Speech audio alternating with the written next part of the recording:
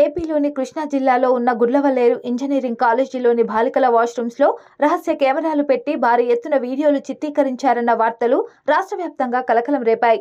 దీనిపై బాలికలు వారం రోజుల పాటు ఆందోళన కూడా చేపట్టారు.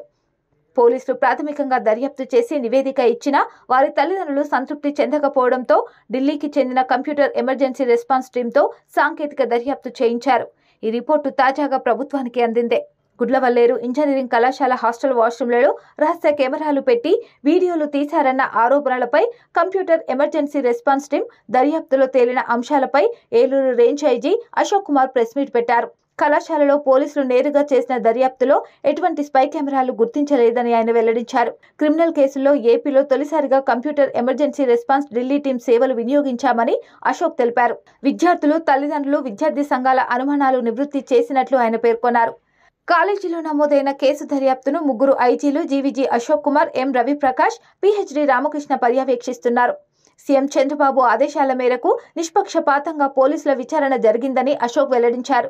హాస్టల్ వాష్రూమ్లో కెమెరాలు ఏర్పాటు చేశారంటూ ఆరోపణలు వచ్చిన వెంటనే క్రిమినల్ కేసులు నమోదు చేశామని ఆయన తెలిపారు.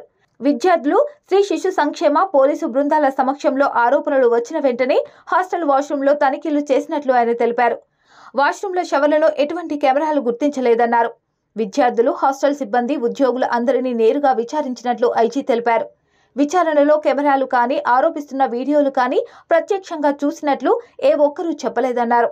కెమెరాల ఏర్పాటు, వీడియోల అంశం ఎవరో చెప్తేనే తమకు తెలిసిందని విచారణలో అందరూ చెప్పారన్నారు. ఆరోపణలు ఎదుర్కొంటున్న విద్యార్థుల ఫోన్లు, ల్యాప్టాప్లను స్వాధీనం చేసుకున్నట్లు తెలిపారు. ఏపీలో క్రిమినల్ కేసుల్లో తొలిసారిగా సీఏఆర్టీ సేవలు వినియోగించాం. వారు అన్ని విధాలుగా దర్యాప్తు చేస్తున్నారన్నారు. తాము స్వాధీనం చేసుకున్న 14 ఫోన్లు, 6 ల్యాప్టాప్లు, 1 ట్యాబ్ను సీఏఆర్టీ బృంద సభ్యులకు అప్పగించామన్నారు. విద్యార్థులు ఎవరూ భయపడనవసరం లేదని ఐజీ తెలిపారు. నేరుగా చేసిన దర్యాప్తులో ఎటువంటి స్పై కెమెరాలు లభ్యం కాలేదన్నారు. మరో 3 రోజుల్లో సీఏఆర్టీ టీం నివేదిక వస్తుందన్నారు. ఈ ఘటనపై ఎటువంటి ఆధారాలున్నా పోలీసుల దృష్టికి తేవొచ్చని తెలిపారు. కళాశాల యాజమాన్యానికి విద్యార్థుల భద్రతపై పలు సూచనలు చేసినట్లు ఆయన తెలిపారు. విద్యార్థులు వారి వద్ద ఏమైనా సాక్ష్యాలు ఉన్నా లేదా సందేహాలు ఉన్నా 2 అధికారుల నెంబర్లు ఇచ్చారు. గర్ల్స్ స్టూడెంట్స్ చాలా మంది అజిటేషన్ చేశారు. అది మళ్ళీ వైరల్ అయిపోయేసి మొత్తం కాలేజీలో ఉండే ladies, girls students, boys students అందరూ కూడా ఒక అజిటేషన్ ప్రకారం అజిటేషన్ చేయాల్సి వచ్చింది. సో దీని గురించి సమాచారం తెలిసిన వెంటనే లోకల్ పోలీసు ఆ రోజు రాత్రే రష్ అయ్యి లా అండ్ ఆర్డర్ అంతా మెయింటైన్ చేయడం జరిగింది. నెక్స్ట్ డే 30వ తారీఖు మన ముఖ్యమంత్రి వర్యులు, రాష్ట్ర ముఖ్యమంత్రి వర్యులు గౌరవనీయులు శ్రీ చంద్రబాబు నాయుడు గారు కూడా ఒక కమిటీని పంపించారు. మినిస్టర్ శ్రీ కొల్ల రవీంద్ర గారు, జిల్లా కలెక్టర్ గారు, జిల్లా ఎస్పీని పంపించి ఇక్కడ ప్రెమిసెస్ అంతా స్టూడెంట్స్ తోటి మాట్లాడి ఆ రోజు లా అండ్ ఆర్డర్ మెయింటైన్ చేయడానికి, వారిలో అనుమానాలు నివృత్తి చేయడానికి వారంతా ప్రయత్నం చేశారు. తర్వాత ఈ కేసులో స్టూడెంట్స్ నుంచి కంప్లైంట్ తీసుకొని ఈ క్రిమినల్ కేసు కూడా రిజిస్టర్ చేయడం జరిగింది.